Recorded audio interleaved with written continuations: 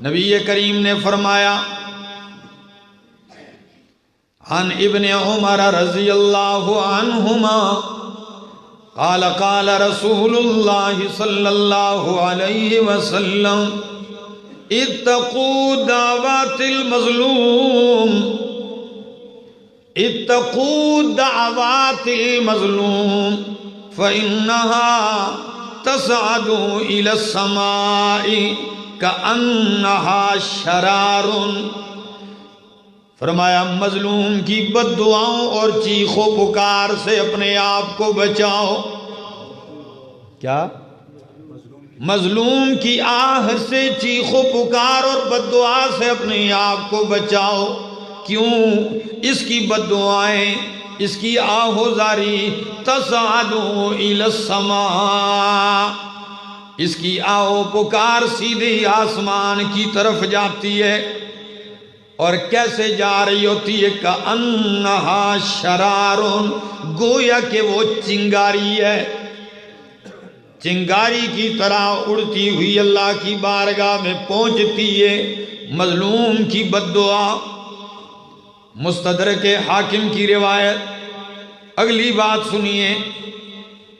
عن جابر رضی اللہ تعالی عنہ، حضرت جابر ابن عبداللہ رضی اللہ تعالی عنہ فرماتے ہیں قال قال رسول اللہ صلی اللہ علیہ وسلم، وہ فرماتے ہیں کہ اللہ کے پاک پیغمبر نے فرمایا اتقوا الظلم، اتقوا الظلم، ظلم سے بچو، ظلم نہ کرو. فإن الظلم ظلمات یوم القیامہ، ایک ظلم قیامت والے دن کئی اندھیروں کی شکل میں آئے گا. ظالم کئی اندھیروں میں گرا ہوا آئے گا.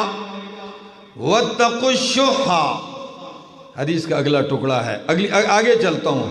حضرت انس بن مالک رضی اللہ تعالی عنہ فرماتے ہیں قال قال رسول اللہ صلی اللہ تعالی علیہ وسلم، فرماتے ہیں کہ اللہ کے پاک پیغمبر نے فرمایا انصر اخاک ظالما او مظلوما، اپنے بھائی کی مدد کیجئے، امداد کیجئے، چاہے وہ ظالم ہو یا مظلوم ہو. تعجب تو ہوا ہوگا نا؟ نیند تو نہیں آ رہی نا؟ توجہ چاہوں گا پھر. انصر اخاک ظالما او مظلوما، اپنے بھائی کی امداد کر، چاہے وہ ظالم ہو یا مظلوم ہو. قالوا یا رسول اللہ ھذا ننصره مظلوما، اللہ کے پاک پیغمبر اگر ہمارا بھائی مظلوم ہو ہم تو اس کی مدد کریں گے. مظلوم کی مدد کرنا تو سمجھ میں آتا ہے، لیکن فَكَيْفَ نَنْصُرُهُ ظَالِمًا، اگر ہمارا بھائی ظالم ہو تو ہم پھر اس کی مدد کیسے کریں گے؟ سوال سمجھ میں آیا؟ مظلوم کی مدد کرنا تو سمجھ میں آتا ہے، ہم کریں گے، لیکن بھائی ظالم بن جائے تو اس کی مدد کیسے کریں گے؟ پاک پیغمبر نے فرمایا قَالَ تَأْخُذُ فَوْقَ يَدِهِ، ظالم کی مدد یہ ہے کہ اس کا ہاتھ ظلم سے روک دیا جائے، اس کا ہاتھ ظلم سے روک دیا جائے، اسے ظلم نہ کرنے دیا جائے.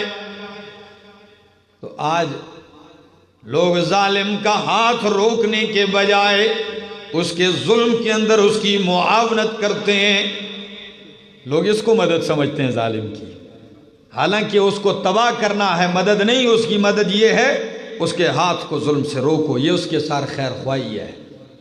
تو معاشرے میں جو لوگ حقوق العباد نہیں ادا کرتے، آپ ان کو روکتے ہیں، ان کو سمجھاتے ہیں کہ ان کے ساتھ خیر خواہی ہے. اللہ اکبر. امام الانبیاء محمد الرسول اللہ صلی اللہ تعالی علیہ وسلم کے صحابی ہیں حضرت سعید بن زید رضی اللہ تعالی عنہ. ان کا مقدمہ حاکم کے پاس چلا گیا، مروان ابن حکم کے پاس. کسی عورت نے ان کے اوپر کیس دائر کر دیا. کس پر؟ سعید بن زید رضی اللہ تعالیٰ عنہ پر. کیا کیس کیا؟ عورت جا کے بادشاہ وقت کے سامنے کھڑی ہو گئی، حاکم وقت کے سامنے کھڑی ہو گئی، کہنے لگی کہ بادشاہ سلامت، یہ صحابی رسول ہے، اس نے میری زمین کا کچھ حصہ دبا رکھا ہے. عورت نے کیس کیا کہ یہ صحابی رسول سعید بن زید نے زمین کے اندر میرا حق دبا رکھا ہے، دیتا نہیں ہے. بادشاہ نے سعید بن زید رضی اللہ تعالیٰ عنہ کی طرف دیکھا. کیا جواب ہے؟ زمین دبا رکھی ہے؟ قربان جاؤں، کیا کہتے ہیں صحابی رسول؟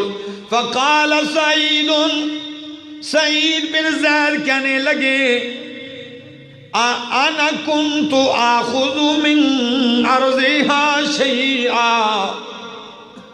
کیا میں اس کی زمین کا حصہ لے سکتا ہوں؟ کیا میں اس عورت کا حق دبا سکتا ہوں؟ بعد الذی سمعت من رسول اللہ، بعد اس کے کہ میں نے اللہ کے پاک پیغمبر سے یہ ارشاد سنا ہے. مروان بھی ڈر گیا.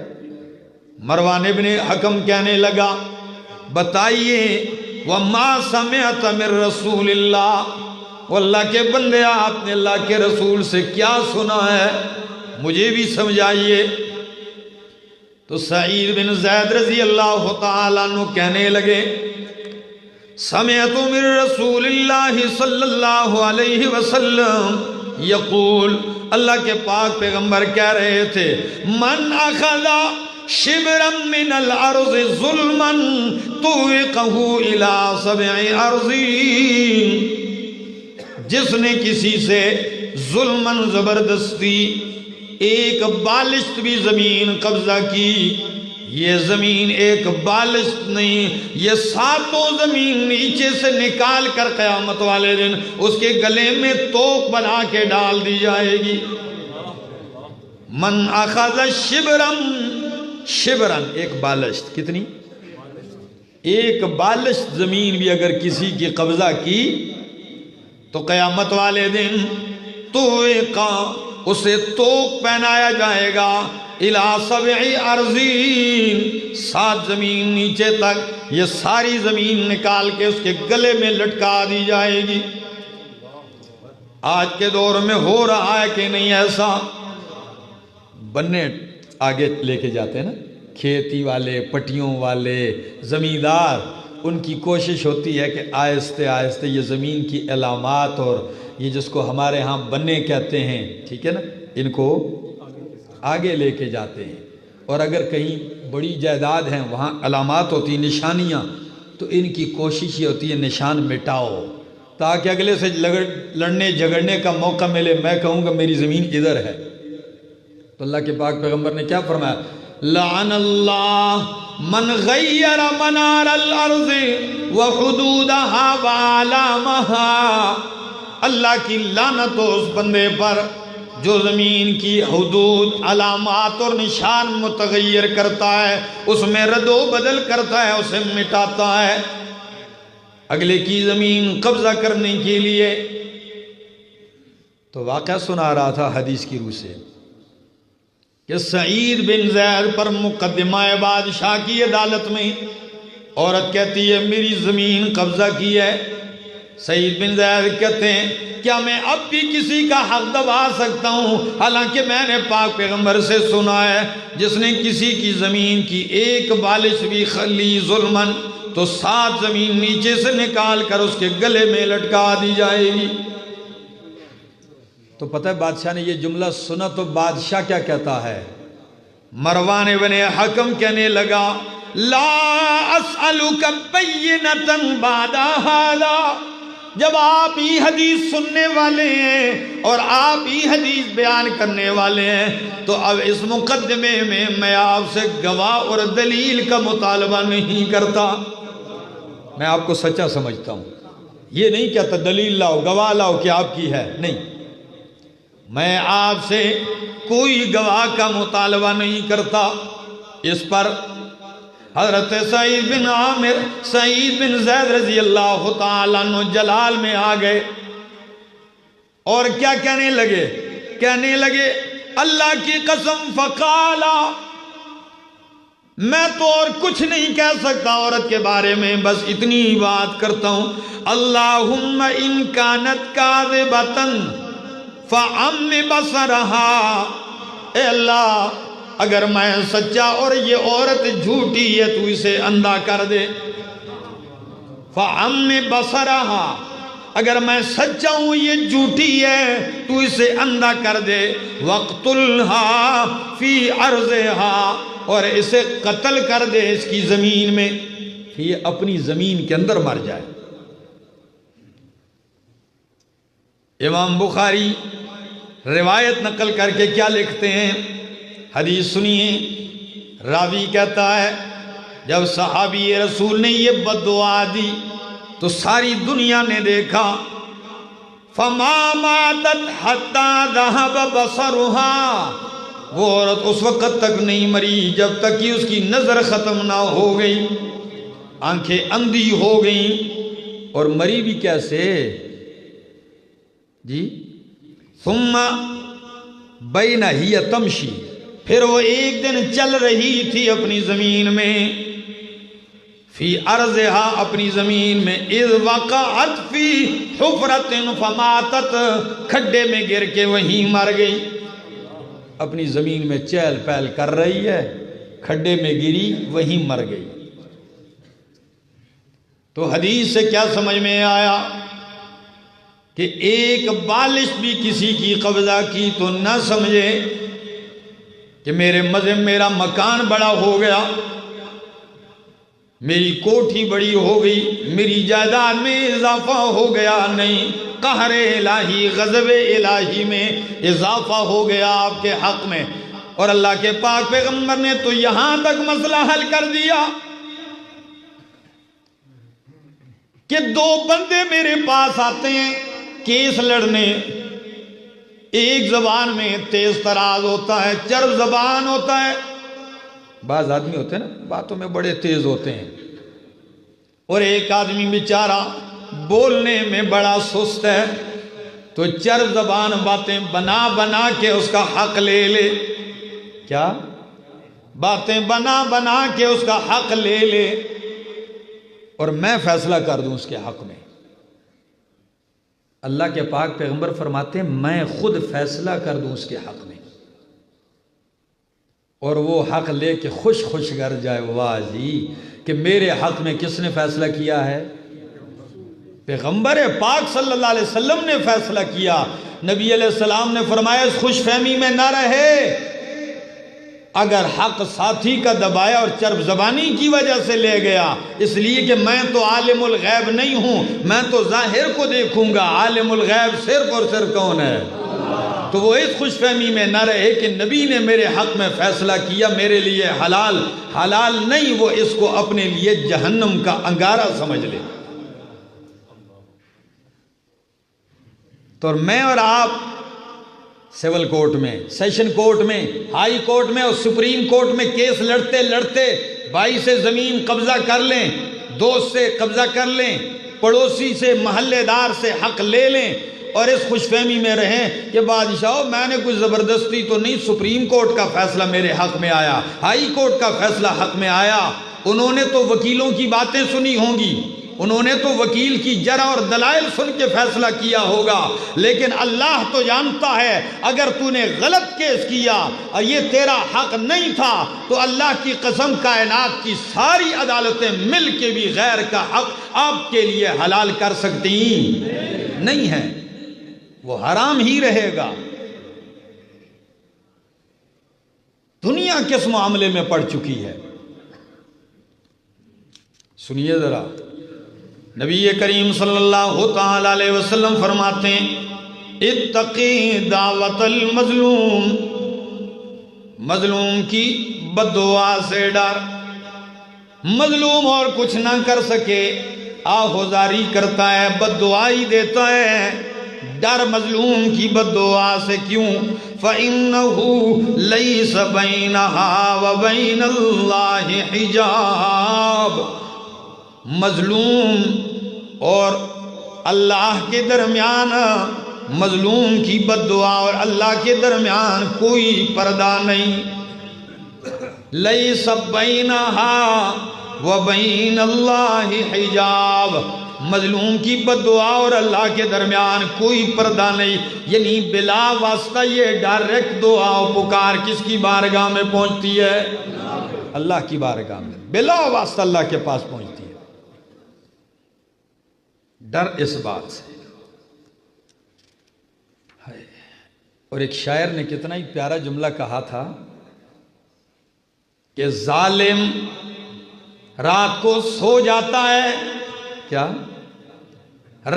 ظالم تو رات کو بہنوں کا حق دبا کر، بیٹیوں کا حق دبا کر، وارثوں کا حق دبا کر، غریبوں کا حق دبا کر، امیر مزدوروں کی مزدوری دبا کر وہ تو رات کو سو جاتا ہے، لیکن مظلوم سوتا نہیں، وہ رات کو روتا ہے اللہ کی بارگاہ میں۔ ایک مظلوم کی آنکھ جاگ رہی ہوتی ہے اور دوسرا مظلوم کا اللہ جاگ رہا ہوتا ہے، اس لیے کہ اللہ سوتا لا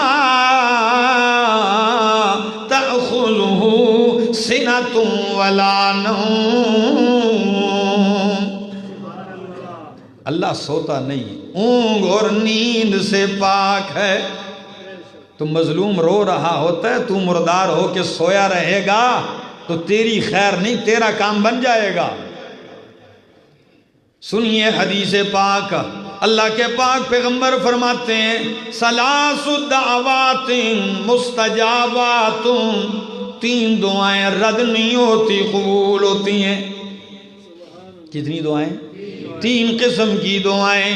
وہ کون سی ہیں؟ دعوت المظلوم، مظلوم کی بد دعا و پکار، و دعوت المسافر، مسافر کی دعا قبول ہوتی ہے۔ بندہ پردیسی ہو، مسافر ہو، تو جو میرے پردیسی سن رہے ہیں نا، بہت سارے احباب پردیس سے سنتے ہیں، تو میری درخواست یہ ہے کہ آپ کی دعائیں قبول ہوتی ہیں۔ کیا ہوتی ہیں؟ سفر جہاں بھی ہو، سفر ہی ہوتا ہے۔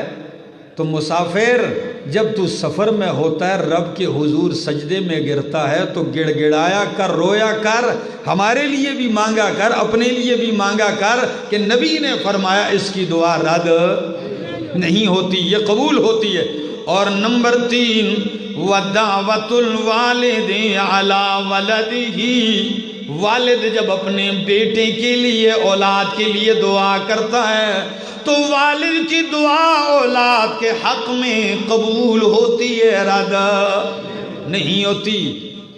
تو جا جا کے ملنگوں کے پاؤں چاٹنے والوں، پیروں کے قبروں پہ سجدے کرنے والوں، چرسیوں اور بنگیوں کی قدموں میں سر رگڑنے والے بدبختو، اگر تمہیں دعا چاہیے تو اپنے ماں باپ کی دعا حاصل کرو، کہ نبی نے فرمایا ہے باپ کی دعا، والد کی دعا اولاد کے حق میں رد۔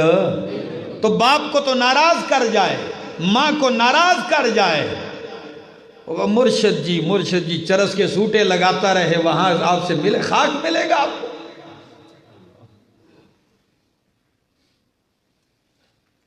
تو مظلوم کی بد دعا رد نہیں ہوتی، ڈریے، ظلم سے بچیے۔ اگر آپ مظلوم ہو گئے خیر ہے، آپ کا ساتھی کون ہو جائے گا؟ لیکن اگر ظالم ہو گئے تو پھر کیا بنے گا؟ پھر خیر نہیں ہے، تباہی و بربادی ہے۔ آگے سنیے ثلاثۃ، تین آدمی ہیں لا ترد دعوتہم لا ترد دعوتہم، تین آدمی ہیں ان کی دعا رد نہیں جاتی۔ کون کون سے؟ الصائم حتی یفطر، روزے دار جب تک روزے میں ہوتا ہے اس کی دعا رد نہیں ہوتی۔ تو جب روزہ ہو تو دعائیں کیا کرو۔ نمبر 2 والامام العادل، انصاف والا امام بادشاہ، ایسا بادشاہ اور حاکم جو عادل ہو، ظالم. تو ایسے بادشاہ کو بھی میری درخواست یہ ہے کہ اگر کوئی امام عادل ہو، حاکم عادل، تو اس کو چاہیے کہ خدائی کا دعویٰ نہ کرے میں یہ کر دوں گا، تو کچھ بھی نہیں کر سکتا. اللہ کی بارگاہ میں رو، تیری دعا رد نہیں جائے گی، کام اللہ بنائے گا. حاکم جو عادل ہو، منصف ہو، اس کی دعا رد نہیں ہوتی، اللہ قبول کرتا ہے. نمبر 3 ودعوت المظلوم، مظلوم کی دعا رد نہیں ہوتی. یرفعها اللہ فوق الغمام ویفتح لها ابواب السماء. اللہ مظلوم کی دعا بادلوں سے اوپر اٹھا لیتا ہے، اور اٹھانے کے بعد وَيَفْتَحُ لَهَا أَبْوَابَ السَّمَاءِ، آسمانوں کے دروازے اس کی دعا کے لیے کھول دیتا ہے. وَيَقُولُ الرَّبُ، اور رب کیا کہتا ہے؟ وَعِزَّتِي، مجھے اپنی عزت کی قسم ہے، لَأَنْصُرَنَّكَ وَلَوْ بَعْدَ حِينٍ، میں تیری ضرور مدد کروں گا اے مظلوم، اگرچہ تھوڑا وقت لگ ہی جائے، تجھے ویسے نہیں چھوڑوں گا، تیری ضرور مدد کروں گا. وَلَوْ بَعْدَ حِينٍ، اگرچہ کچھ وقت گزر ہی جائے. آ رہا ہوں میں تھوڑا سا عنوان آپ کے سامنے کھولنے کے لیے. حدیث سنیے، حدیث قدسی ہے، نبی کریم اللہ سے نقل کرتے ہیں. کس سے؟ اللہ سے نقل کرتے ہیں کہ اللہ نے فرمایا. کیا فرماتے ہیں؟ قال، اللہ فرماتے ہیں یا عبادی، اے میرے بندو، انی حرمت الظلم علی نفسی، میں نے ظلم اپنے اوپر حرام کر دیا. باوجود مالک اور خالق اور معبود ہونے کے کہ سارا کچھ کس کا ہے؟ اللہ جو مرضی یہ کرے ظلم نہیں ہے. کیا؟ کیونکہ سارا کچھ کس کا ہے؟ سب کچھ اللہ کا ہے. ہری پور والوں خدا را سمجھیے، سب کچھ اللہ کا ہے. اس کے باوجود اللہ فرماتے ہیں اے میرے بندو، انی حرمت الظلم علی نفسی، میں نے ظلم اپنے اوپر بھی حرام کر دیا. وَجَعَلْتُهُ بَيْنَكُمْ مُحَرَّمًا، اور میں نے ظلم تمہارے درمیان بھی کیا کر دیا؟ حرام کر دیا. فَلَا تَظَالَمُوا، ظلم نہ کرنا. کیا؟ ظلم نہ کرنا. ظلم میں نے اپنے اوپر بھی حرام کر دیا، تمہارے درمیان بھی حرام کر دیا. ظلم نہ کرنا. قرآن مقدس کہتا ہے ان اللہ لیس بظلام للعبید، اللہ اپنے بندوں پہ ظلم کرنے والا نہیں ہے. سورہ نساء میں فرمایا لا یظلم مثقال ذرۃ، اللہ ذرہ برابر بھی ظلم، اللہ فرماتے ہیں میں نہیں کرتا، میں نے اس کو تمہارے درمیان بھی حرام کر دیا ہے. لیکن کون اس کو سمجھتا ہے؟ لوگوں نے تو اس کو وتیرہ بنا رکھا ہے. نہ حاکم سمجھتا ہے، نہ قاضی اور جج ظلم سمجھتا ہے، نہ وکیل سمجھتا ہے کہ میں ظلم کر رہا ہوں موکل پر. ہے کہ نہیں؟ ہر آدمی تو پڑھا لکھا نہیں.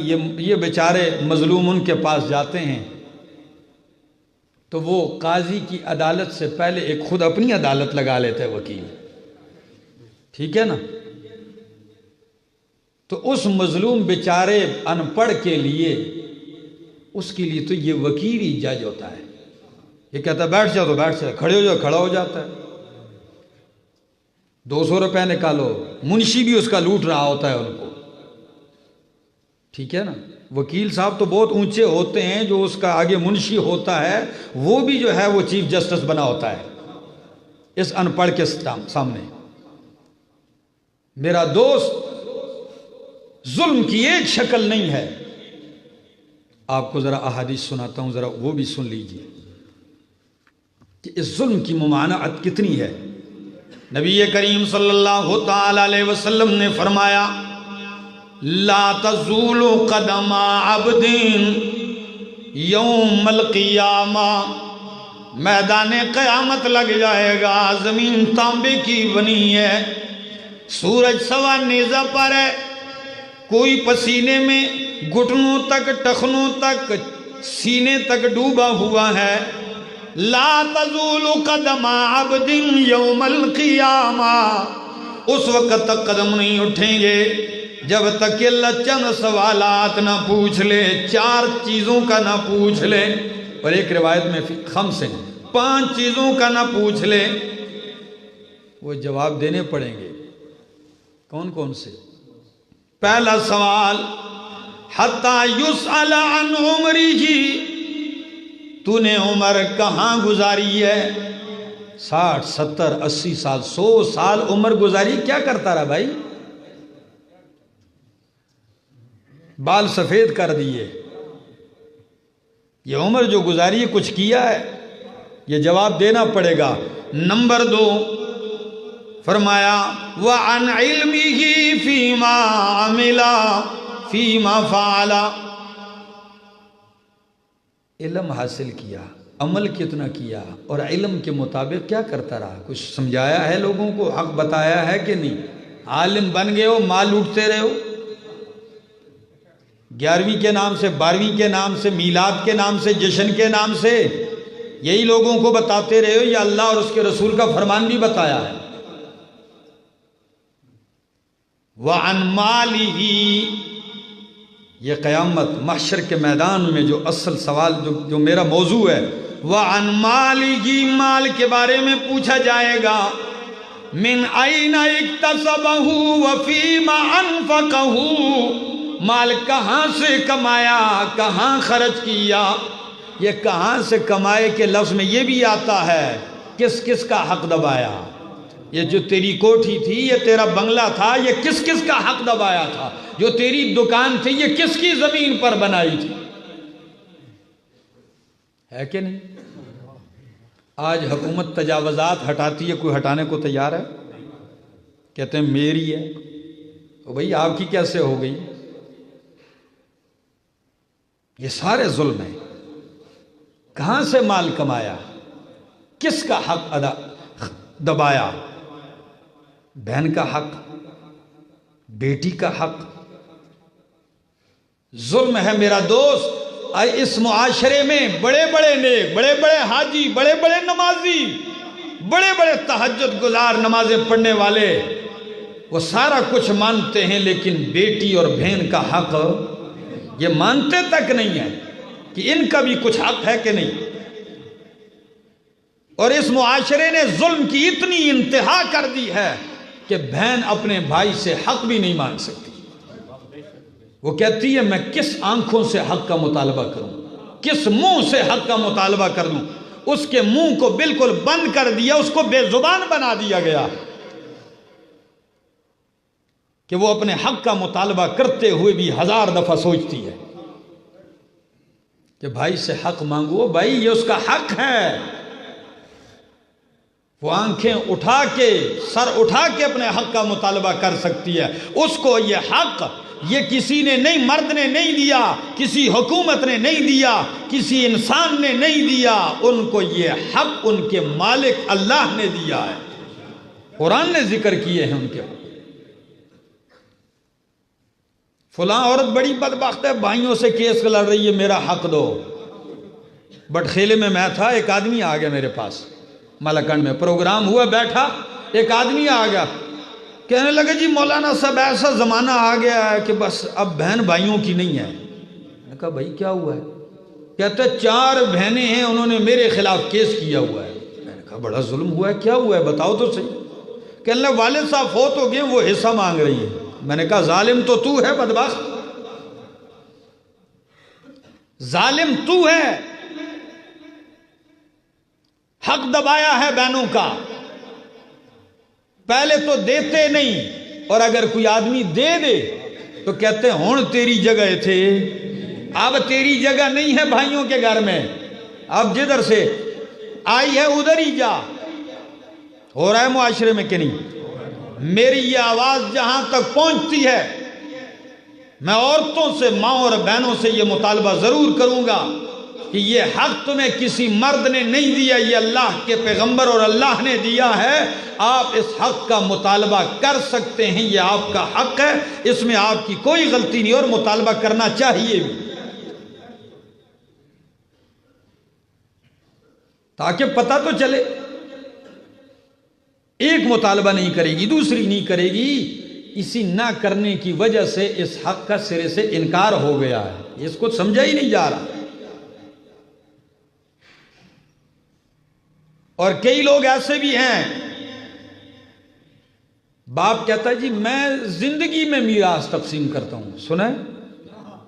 کہتے ہیں کہ نہیں، میں زندگی میں اپنی میراث تقسیم کرتا ہوں۔ او بھائی زندگی میں میراث تقسیم نہیں ہوتی، میراث کا مطلب ہی ہے کہ آپ مریں گے تو میراث بنے گا، آپ زندہ ہیں تو وہ میراث کیسے بنے گی؟ ہاں اس کو ہبہ کہتے ہیں، کیا اس کو ہبہ کہتے ہیں، تحفہ کہتے ہیں، عطیہ کہتے ہیں، یہ آپ کر سکتے ہیں،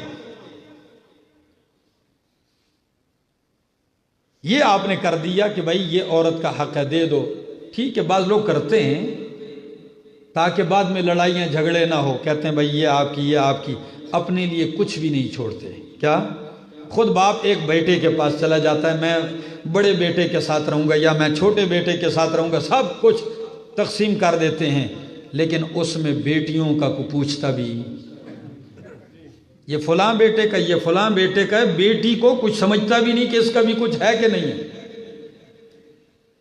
یا اگر تھوڑا سا حصہ اپنے لیے بچا لیا اور یہ کہہ دیا کہ یہ میرا نہیں ہے، اس میں رہتا تو میں ہوں جب تک زندہ ہوں، لیکن یہ بیٹیوں کا ہے، مرتے ہیں بھائی اس پہ بھی قابض ہو جاتے ہیں۔ ایک عورت آئی نبی کریم صلی اللہ تعالی علیہ وسلم کے پاس، کہنے لگی یا رسول اللہ، سعد بن ربی رضی اللہ تعالیٰ عنہ کی بیوی ہے، اس کا خاوند امام الانبیاء کے ساتھ میدان جنگ میں شہید ہو گیا، 2 بیٹیاں تھیں، جب خاوند شہید ہو گیا تو خاوند کے بھائی نے سارے مال پہ قبضہ کر دیا، میراث میں عورت کو اور اس کی بیٹیوں کو کچھ بھی نہیں دیا، سارا کچھ لے لیا۔ اور جاہلیت کے زمانے میں عورت کی میراث اس کا کوئی تصور نہیں تھا۔ جب سارا کچھ لیا وہ روتی ہوئی نبی علیہ السلام کے پاس آئی، امام الانبیاء کے پاس آئی کہ میری 2 بیٹیاں ہیں، میں نے ان کی شادی بھی کرنی ہے، ان کے چچا نے سارا کچھ لے لیا ہے، ان کا حق دبا دیا ہے۔ اس وقت قرآن اترا، نبی کریم صلی اللہ تعالی علیہ وسلم نے ان کو بلایا، پیغام بھیجا، عدالت میں آ جاؤ۔ کیسے تقسیم کیا؟ نبی کریم صلی اللہ علیہ وسلم نے 8واں حصہ 1/8 اس عورت کو دے دیا۔ وہ تو بیٹیوں کے لیے مانگ رہی تھی، اسلام نے کہا بیٹیوں کا حق اپنا ہے، آپ کا بھی حصہ ہے، اس کو بھی حق دے دیا۔ اور پھر 2/3 حصہ کتنا ان 2 بیٹیوں کو دے دیا، باقی میں ان کے چچوں کو شریک کر دیے، یہ تم تقسیم کر لو۔ میرا دوست یہ حقوق دینے پڑیں گے، یہ سمجھنے پڑیں گے، کس کا حق ہے اس کو دو، نہیں دو گے تباہ و برباد ہو جاؤ گے۔ یہ حق میراث کا، یہ اللہ کا عطیہ ہے۔ کیا ہے؟ کیوں؟ محنت میری نہیں، کوشش میری نہیں، کوئی مرا ہے میراث میں مجھے ملا ہے نا، تو یہ اللہ کا عطیہ ہے، یہ وارث تک پہنچاؤ، یہ اس کا حق ہے۔ اگر آپ نے دبا دیا یہ نسل در نسل چلے گا اور اس کا وبال آپ پر پڑے گا، آپ کی تباہی ہے۔ اور کئی لوگ فتویٰ لے کے آتے ہیں، جی مولانا صاحب ہماری بہن نے معاف کر دیا۔ کیا؟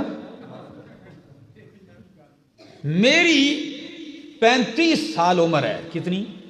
35 سال میری عمر ہے، میں نے ان 35 سال جب سے ہوش سنبھالا ہے، آپ سے پوچھوں گا مجھے جواب ضرور دیجئے، 35 سالہ عمر میں جب سے مجھے یاد ہے، مجھے نہیں پتا کہ آج تک کسی بھائی نے میراث میں بھائی کو حق معاف کیا ہو، میں نے نہیں سنا۔ کس نے؟ کہ بھائی نے دوسرے بھائی کو میراث میں حق معاف کر دیا، میں نہیں لیتا ہوں، معاف ہے۔ آپ نے دیکھا ہے؟ لیکن یہی سننے میں آتا ہے، کون معاف کر رہی ہے؟ بہن۔ او بھائی وہ معاف نہیں کرتی، اس کو کہتے ہیں بندوق کے ذریعے معاف کروانا۔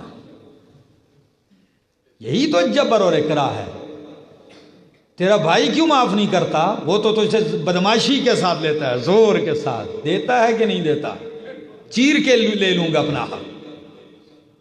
ایک بہن ہے، اس نے معاف کر دیا، یہ تماشا ختم کیجئے۔ ہاں معاف میں تب مانوں گا، تب مانتا ہوں، آپ نے بہن کا حق اٹھا کے اس کو دے دیا، یہ آپ کا حصہ ہے، یہ میں نے انتقال آپ کے نام کر دیا ہے، اب آپ اس کی مالکہ بن گئی، یہ مال، یہ جائیداد، یہ میراث آپ کی ملکیت میں آ گئی، اس کے نام منتقل کر دو۔ اس کے بعد اگر وہ دوبارہ آ جائے کہ نہیں جی میں انتقال آپ کی طرف کرنا چاہتی ہوں، تو ٹھیک ہے، پھر مزہ آئے نا۔ اس دن پاکستان کے صدر کی ایک بات مجھے بڑی پسند آئی، آپ کو آئے یا نہ آئے، مجھے بڑی پسند آئی۔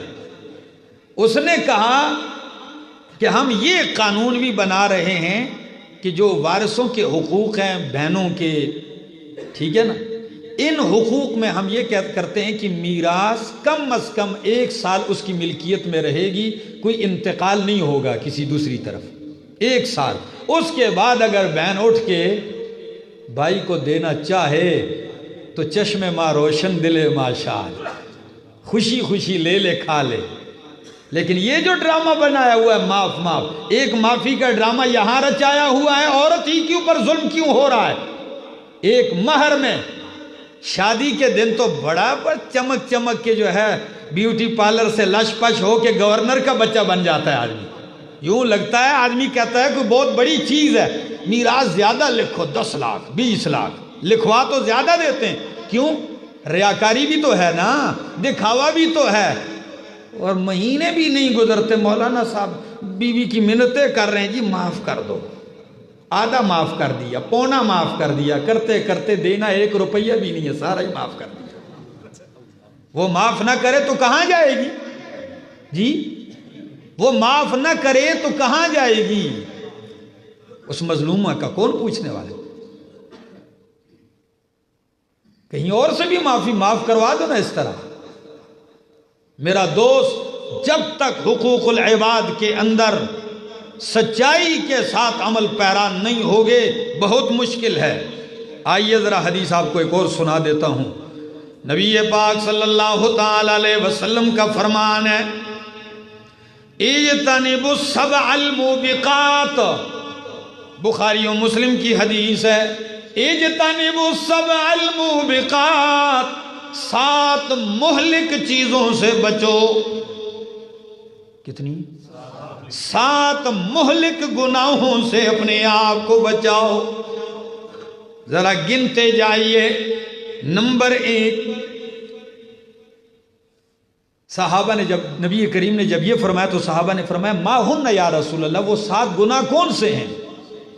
الشرک باللہ، سب سے پہلا گناہ جو ہلاکت اور بربادی کا سبب ہے، جس کے بعد کوئی چھٹکارا نہیں، وہ کیا ہے؟ الشرک باللہ، اللہ کے ساتھ کسی کو شریک ٹھہرانے سے اپنے آپ کو بچاؤ۔ نمبر 2، والسحر، جادو سے بچو۔ کس سے؟ مر گئے لوگ، تعویذ گروں اور جادوگروں کے دروازوں پر لائنیں لگی ہوئی ہیں، کوئی بہو پہ، کوئی ساس پہ، کوئی خاون پہ، کوئی پڑوسی پہ، کوئی بھائی پہ جادو کر رہا ہے۔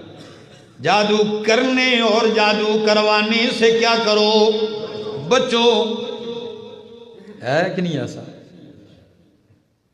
تفصیل نہیں، جو میں اصل عنوان ہے اس کی طرف آتا ہوں۔ نمبر 3، وقتل النفس التي حرم اللہ الا بالحق، جس نفس کے قتل کا اللہ نے حرام کر دیا اس کو قتل کرنے سے بچو، الا بالحق، مگر حق کے ساتھ۔ حق کے ساتھ قتل کتنی قسمیں ہیں؟ شادی شدہ ہو، زنا کر جائے، سنسار کر کے قتل کیا جائے گا۔ مسلمان ہو، دین سے پھر جائے، مرتد ہو جائے، کیا کیا جاتا ہے؟ قتل کیا جاتا ہے۔ اور نمبر 3، قصاص میں کسی نے جان بوجھ کر کسی آدمی کو قتل کیا ہو تو اس کے بدلے میں وہ کیا کیا جاتا ہے؟ اس کے علاوہ کسی قسم کے قتل کی اجازت کسی کو۔ اور یہ 3 قتل جو میں نے بتائے ہیں یہ بھی آپ کو اجازت نہیں، یہ بھی حاکم لے گا۔ کیا؟ ہاں، یہ بھی ہر آدمی قانون ہاتھ میں نہیں لے سکتا۔ ہزاروں لوگ مر رہے ہیں، کوئی پوچھ سکتا ہے ان کا گناہ کیا ہے، ان کا جرم کیا ہے؟ قاتل سے کو پوچھ سکتا ہے کہ بدبخت انسان تو ان معصوم جانوں کو قتل کر رہا ہے، کس جرم میں تو قتل کر رہا ہے؟ کس نے تجھے اختیار دیا ہے؟ ایک انسان کا قتل کرنا یہ ایسا ہی ہے ساری انسانیت کے قتل کے برابر ہے۔ تو قتل سے بچیے۔ نمبر 4، وَأَكْلُ الرِّبَا، سود کھانے سے بچیے۔ کیا؟ یہ چیز بہت ہے آج کل، سود کھایا جا رہا ہے، کھلایا جا رہا ہے۔ ایک آدمی مجھ سے کہنے لگا، جی مولانا صاحب میں نے سنا ہے کہ سود کھانا حرام ہے، اگر بندہ کھائے نہیں مکان بنا لے۔ نہیں سمجھے؟ ذہنیت دیکھیے، شیطان بہت بڑا حرامی ہے نا،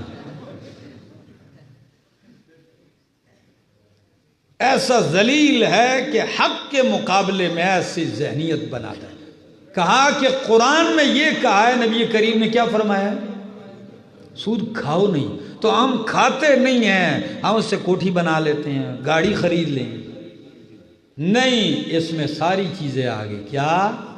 ہاں، کھانا تو چھوڑیے، جو لکھ رہا ہے اس پہ بھی لعنت ہے، حالانکہ وہ کھا نہیں رہا۔ جو معاملہ لکھ رہا ہے اس پہ بھی لعنت، جو 2 سود خوروں کے درمیان گواہ بن رہا ہے اس پہ بھی لعنت ہے۔ ہاں، لعن اللہ آکل الربا وموکلہ وکاتبہ وشاہدہ، ان چاروں پہ لعنت ہے۔ آگے سنیے، وَأَكْلُ مَالِ الْيَتِيمِ، یتیم کے مال کھانے سے بچو۔ کس کا مال؟ یتیم کا مال بہت کھایا جا رہا ہے، یا چچا کھا رہا ہے، یا ماموں کھا رہا ہے، یا کوئی رشتہ دار جس کی پرورش میں یتیم ہوتے ہیں وہ کھا رہا ہے۔ اور اگر آپ دیکھیں تو بدعتی مولوی بھی یتیم کا مال کھا رہا ہے۔ کون کھا رہا ہے؟ ہاں، یہ بدعتی مولوی بھی مال کھا رہا ہے۔ آپ کہیں گے وہ کیسے کھا رہا ہے؟ بندہ مر گیا، ابھی مال تقسیم بھی نہیں، وارثوں کو حق نہیں دیا، بچوں کو میراث میں حق نہیں ملا، اور یہ جنازے کے بعد دائرہ لگا کے بیٹھ جاتا ہے۔ وہ پیسے کس کے ہوتے ہیں؟ وہ امریکہ سے آئے ہوتے ہیں جی؟ اسی مرنے والے کا تو مال ہوتا ہے نا، جو یتیموں کا حق ہو چکا ہوتا ہے، اور یہ مزے سے لے لے کے جا رہا ہے، خوب مزے سے کھا رہا ہے۔ تو فرمایا یتیموں کا مال کھانے سے بچو، یتیموں کی جائیدادیں ہڑپ کرنے سے بچ جاؤ۔ بہت سارے لوگوں نے ایسے قبضے کیے ہوئے ہیں۔ اور نمبر 6، وَالتَّوَلِّي يَوْمَ الزَّحْفِ، جب میدان کارساز لگ جائے، مومن اور مشرک اور کافر کے ساتھ مقابلہ ہو مسلمانوں کا، تو اس دن پیٹھ پھیر کے بھاگنا بھی حرام ہے، گناہ ہے۔ دلیری بھی سکھائی اللہ کے پاک پیغمبر نے۔ جب کفار سے لڑ پڑو تو پھر پیٹھ نہیں دکھانی. اور نمبر 7 وَقَذْفُ الْمُحْصَنَاتِ الْغَافِلَاتِ الْمُؤْمِنَاتِ. مومنہ پاک دامن عورتوں پہ تہمت لگانے سے بچو. کیا آپ کے محلوں میں، پڑوسیوں میں، پڑوس میں، رشتہ داریوں میں، برادریوں میں ہو رہا ہے کہ نہیں؟ خواہ مخواہ کسی کی بیٹی پر الزام لگایا جا رہا ہے، خواہ مخواہ کسی کی بہو پر الزام لگایا جا رہا ہے، کسی کی بہن پر الزام، کسی کی بیوی پر الزام لگایا جا رہا ہے. کون پوچھے؟ اور یہ جو الزام لگاتے ہیں نا، قرآن مقدس کہتا ہے یہی لعنتی ہیں، ان پہ اللہ کی لعنت ہے. اور اگر یہ ثابت نہ کر سکے کل تو پھر 80 کوڑے بھی ان کو لگنے چاہیے. تو اندازہ کیجئے کہ حقوق کسی کے نہ لیجئے. ایک حدیث اور سنا کے وقت تھوڑا ہے، اجازت چاہوں گا. نبی کریم صلی اللہ تعالی علیہ وسلم کا فرمان ہے،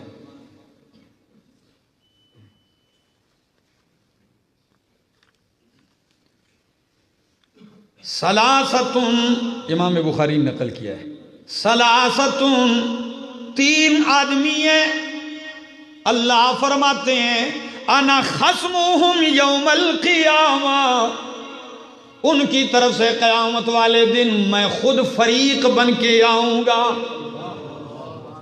ان کا کیس میں خود لڑوں گا. اللہ اکبر. کتنے آدمی؟ 3 آدمی، ان کا طرفدار میں بن کے آؤں گا. نمبر 1 رجل آتا بی ثم غدرا، وہ آدمی جو کسی سے معاملہ طے کرتا ہے اور میرے نام پہ قسم طے اٹھا کے معاملہ کرتا ہے. کیا؟ اللہ کی قسم ہے 10 دن بعد آپ کو دوں گا. کیا؟ اللہ کی قسم اٹھاتا ہے، اللہ کا نام استعمال کرتا ہے، اور اگلا اس کو تو نہیں دیکھتا، لیکن چونکہ اس نے اللہ کے نام کی قسم اٹھائی ہے وہ اس کی قسم پہ اعتبار کر کے دے دیتا ہے. اور ثم غدرا، پھر یہ دھوکے کرنے لگ جاتا ہے، فراڈ کر دیتا ہے، بھاگ جاتا ہے. ہو رہا ہے کہ نہیں؟ ایسے قسمیں اٹھا کے بھاگ گئے. یہ سینکڑوں لوگ آپ نے مزاربت میں دیکھے کہ نہیں؟ پیسے شیرے تتر ڈھونڈتے رہو نا، آپ کو نہیں ملیں گے. غدرا، دھوکہ کر جائے تو اللہ فرماتے ہیں جس کے ساتھ اس نے دھوکہ کیا ہے اس کی طرف سے کیس لڑنے میں خود آؤں گا. نمبر 2 وَرَجُلٌ بَاعَ حُرًّا فَأَكَلَ ثَمَنَهُ. پہلے زمانے میں یہ زیادہ ہوا کرتا تھا کہ ایک آزاد آدمی کو پکڑا اور جا کے مارکیٹ میں اسے بیچ دیا. آزاد کو پکڑا، بیچ دیا اس کو منڈی میں، اور مال کھا گئے. کیا؟ تو جس کو بیچا ہے اس کی طرف سے کل قیامت والے دن کیس میں خود لڑنے آؤں گا. ایک مثال دیتا ہوں. یوسف علیہ السلام کے بھائیوں نے یوسف علیہ السلام کو کنویں میں پھینکا، اور کچھ دن گزرنے کے بعد جب قافلے والوں نے نکالا تو یہ دوڑتے ہوئے آگے، یہ تو ہمارا غلام ہے، بھاگا ہوا تھا جی، ہم نے آپ پر بیچ دیا. کھوٹے سکوں کے بدلے میں کیا کر دیا؟ بیچ دیا. حضرت زید رضی اللہ تعالیٰ عنہ یہ بھی آزاد تھے، ان کو بھی اس طرح بیچا گیا. حضرت سلمان فارسی رضی اللہ تعالیٰ عنہ یہ بھی آزاد تھے، حق تلاش کرتے کرتے کرتے منڈی میں بک کے غلام بن گئے. جس طرح دھوکہ کر کے غلام بنا کے آزاد کو بیچ دیا اور مال کھایا. اور اگر یہ بھی کہہ دوں کہ جس طرح اپنے آزاد کو پکڑ پکڑ کے ڈالر لیے اور امریکہ کے حوالے کیے، سمجھ آئیے نا؟ پیسے لیے اور کفار کے حوالے کر دیے اپنے آزاد آدمی پیسوں کے عوض. اللہ فرماتے ہیں حاکم سن لے، قاضی سن لے، جو بھی ہے سن لے کہ جس نے ایسا کیا اگر دنیا میں آپ سے کوئی نہیں پوچھ سکتا، اللہ فرماتے ہیں اس کا وکیل قیامت والے دن میں خود بن کے آؤں گا، جواب دینا پڑے گا. اور نمبر 3 وہ آدمی رجل استاجر اجیرا فاستوفى منه ولم يعطه اجره، مزدور بلایا بازار سے، سارا دن اس کے ساتھ مزدوری اس سے لیتا رہا، اور جو ہی ٹائم پورا ہو گیا اس کے ساتھ پھڈا ڈال دیا، جی لڑائی ہوگی، چلو جی نہیں لیتا کام، چلو۔ اکثریت میں نے ایسے دیکھی ہے، مزدور بلوائے، کام کروا کے اب دیکھا کہ آدھا کام تو ہو گیا، چلو اس سے رفع ڈال دیا، اس کو اجرت اس کو بھگا دیا، اگلے دن اور بلا لیے، جو باقی رہ گیا کام آدھا اس سے کروا دیا، اس کو بھی آدھے میں بھگا دیا، اس کا حق لے لیا۔ عرب میں رہنے والے، سعودیہ میں، عرب ممالک میں رہنے والے، ان کفیلوں سے بھی کہنا چاہوں گا جنہوں نے پردیسی مسافروں کے ہزاروں ریال دبا دی اور ان کو ایسے ملک بھیج دیا، ہوتا ہے کہ نہیں ایسے؟ آپ نے نوکری لی، 3 مہینے آپ کی ملازمت کرتا رہا، وہ بدبخت اپنا کام لیتا رہا، جب اس کو حق دینے کی باری آئی کچھ بھی نہ دیا۔ اس کا مقدمہ اگر حکومت نہ بھی لڑے، اللہ فرماتے ہیں قیامت والے دن اس کا طرفدار میں رہوں گا۔